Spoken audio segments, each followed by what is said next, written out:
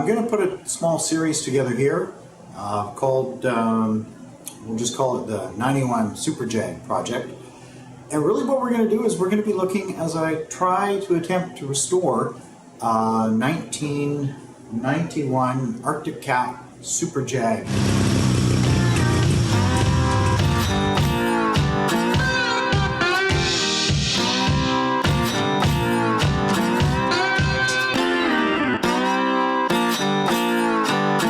Hey, we're back in the garage for another installment on our Super Jag project that we're working on, and today what we're going to work on is the recoil.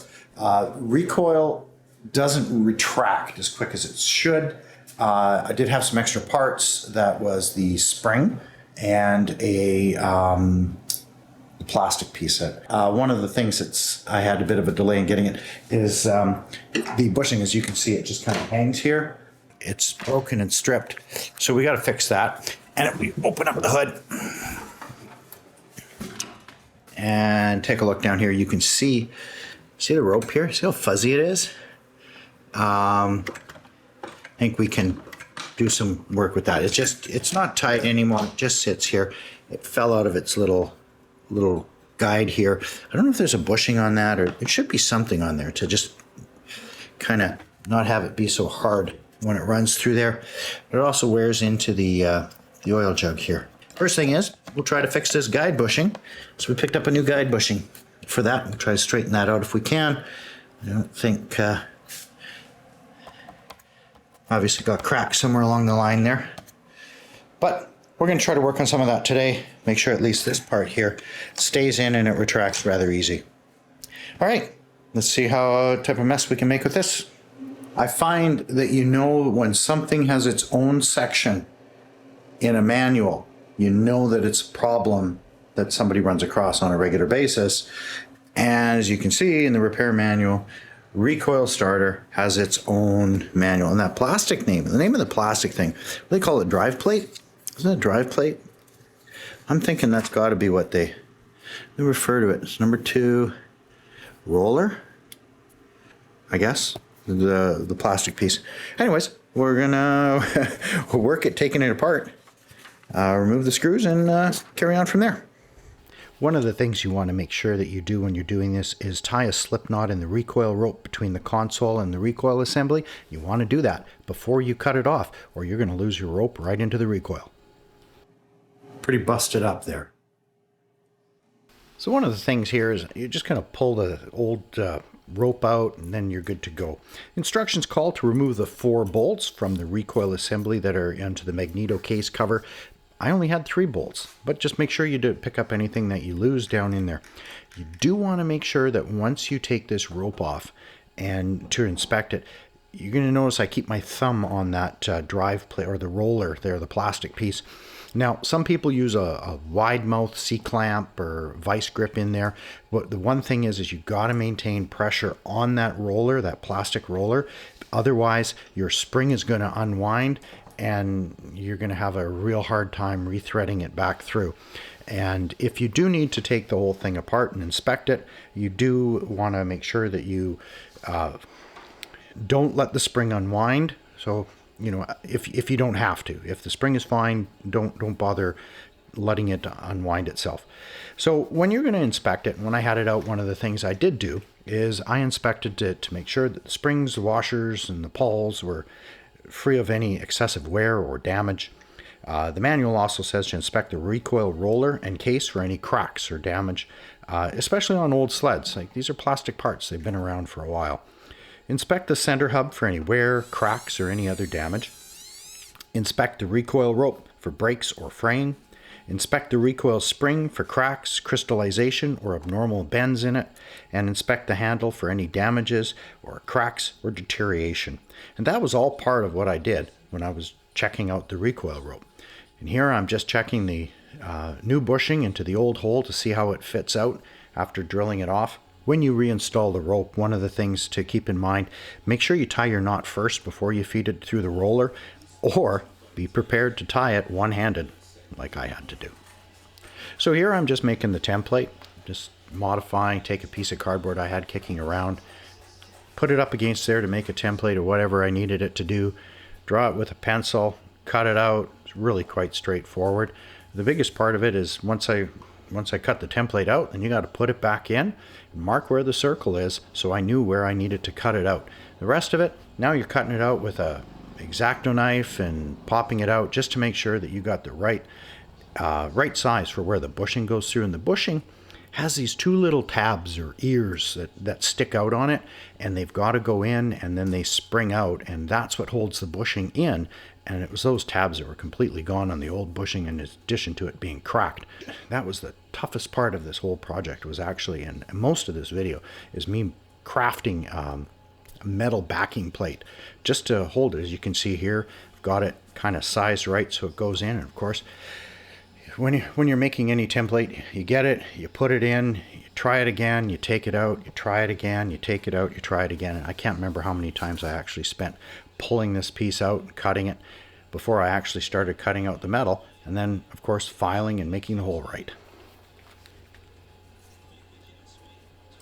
So just fitting the piece that I made here. As you can see, this is the oil tank here, and then we got the fuel tank right in here. So I have to make sure that this edge here is not sharp. Otherwise, you know, the bouncing and jostling is going to cut it in. So I might want to make it a little bit shorter than where I got it. And if I stick it down in here between the oil tank, just also, I think it actually will give it a little bit of room against that oil tank. But I do think I want to bring it, I'm thinking of either, I think last time it got cut off about here. If I cut it off about here, then it won't contact the oil tank at all. It'll ride above it. But then we have the same issue of this. I think it's the strength to get around this indentation that's obviously been broken over time, and that's Bondo someone put on here. Give it some strength. Just want to make sure that it stays far enough away from the fuel tank. As long as I can keep it away from the fuel tank, I think it's fine. I'll bend it over here to bring it in back into contact in here. I think I might need to take this piece in just a bit to trim it in, just to keep it away from that fuel tank. I think that would be my, just to make sure that it doesn't ride right over against it. Might trim this side maybe. Now I'll trim this side up just a bit and then remark where I want that hole to go. Just gonna move it over just a touch. So one of the things, my biggest concern here, and the reason I had to keep making this template a number of times and trimming it down, was I didn't want the fuel tank to expand, contact this edge, move up and down, and eventually wear a hole in the tank. All right, go try it again. I think that's a little better. So what I'm trying to accomplish here, using the drill press and the step bit and files and back to the drill press, is just enlarge the hole so it fits the shape of the bushing in the metal, in the backing plate, and so that those ears go through and can expand to hold that bushing in place. Well, that's as far as we're going to get today. We're going to call it a bit of a day here. Played around with it for long enough. We'll just shut down the drill. I know that looks pretty dangerous holding it there in the gloves. Gloves are pretty thick, so it wouldn't spin. And the speed of the drill bit and the step bit are set pretty low. But like anything in life, there is a bit of a risk when you do it. But I don't have anything to hold it in, and I'm running it against the side of that step bit to try to widen it out a little bit, and then I'll file it up, clean it up with the file. I haven't found anything else that's going to do it. You know, jigsaw, I guess I could clamp it down, put a jigsaw in there and try to work away at it with a jigsaw. I think that's going to make more of a mess than what I'm doing. Just trying to remove little bits of it. If I had a little Dremel or a grinding bit, I could take that off. 22 gauge here. This is working. Slow, steady, I guess. I don't know if I have a different type of bit. I don't think I have any type of a grinding bit or anything that I could put in the in the drill press and do it that way. That would probably be something I would prefer doing. Just removing little bits of metal so I don't overdo it and I don't have to cut myself another piece, because I'd probably have to go buy another piece of tin. Well, we got somewhere. Put the recoil rope in, but we can't get the bushing replaced. We want to definitely get that bushing replaced on here. All right, that's it for tonight. Which will just be like 2 minutes in your video. It'll start now.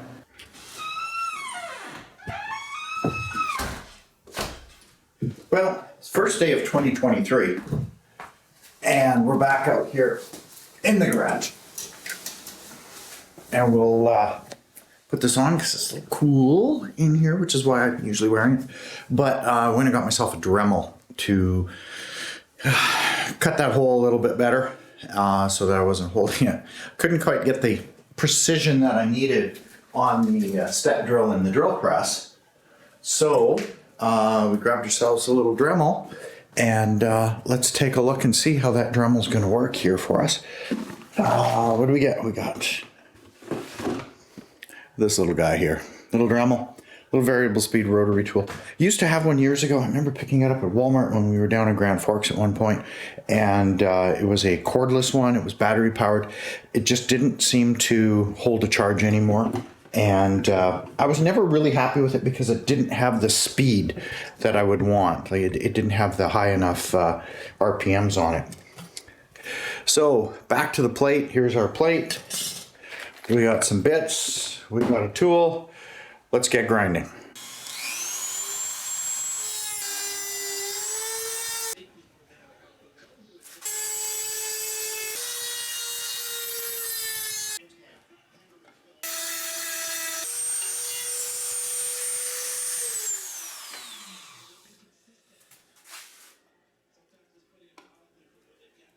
All right, there we go.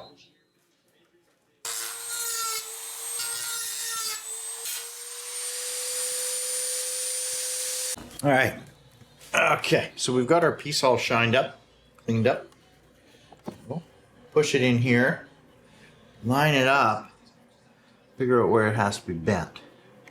Will be about here, actually, I think. All right. As you can see, I did straighten this bend out a little bit. This one here that I made the first bend, I can bend it back pretty easy just with my fingers. And then I made the top one there.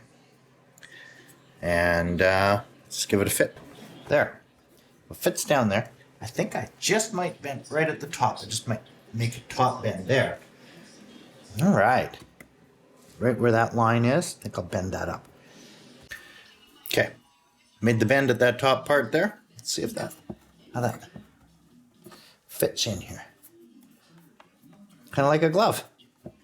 All right. Let's put a clamp on it and drill some holes.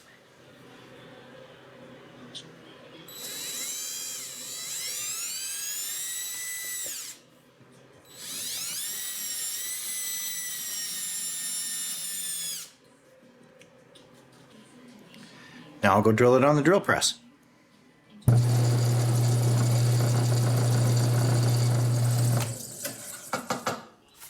Okay. Lines up. Let's see if the other side fits in.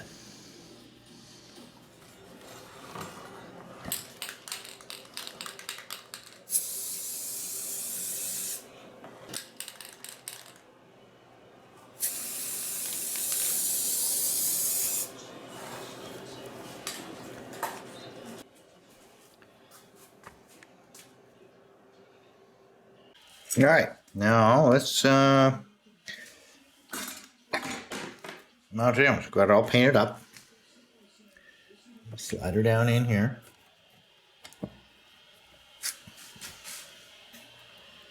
Move it up.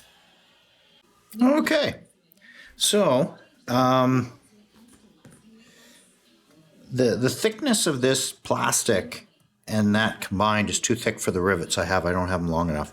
So I'm going to use I have a 1.5 inch stainless steel screw and a little nut here. I cut the screw off, and this should work for this here.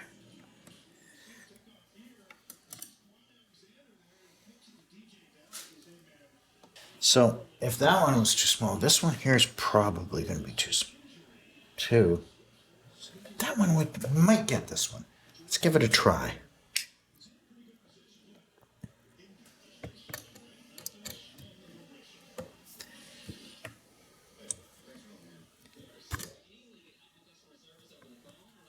Let's give this a whirl.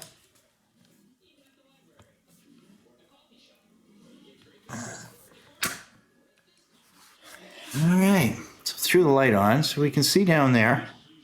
We definitely have, are we on?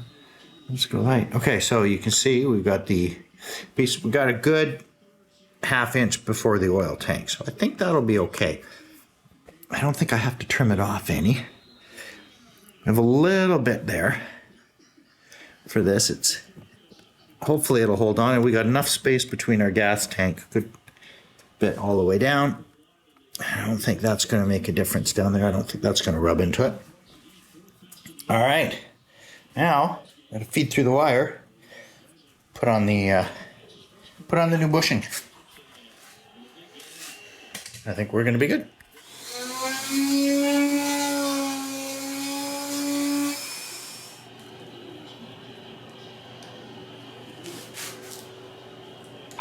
So trimmed off the bits. Made it a little shorter. So now hopefully it will get in there. So trimmed them off. Just took the little Dremel. Eventually use the cutting wheel attachment to just kind of buzz them off. Melt them down a little bit, and we'll put them in now. See if it works. There. Now they come out. Twist it now. There.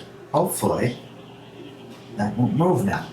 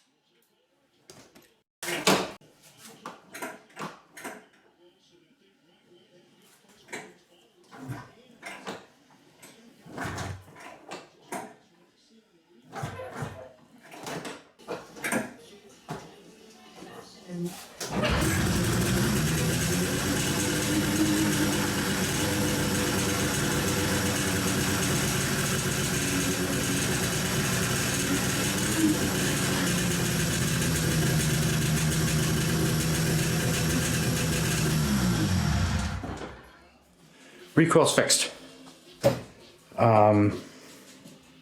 They must coat that recoil rope you buy with an oil, because it's really greasy on your hands when you're playing with it.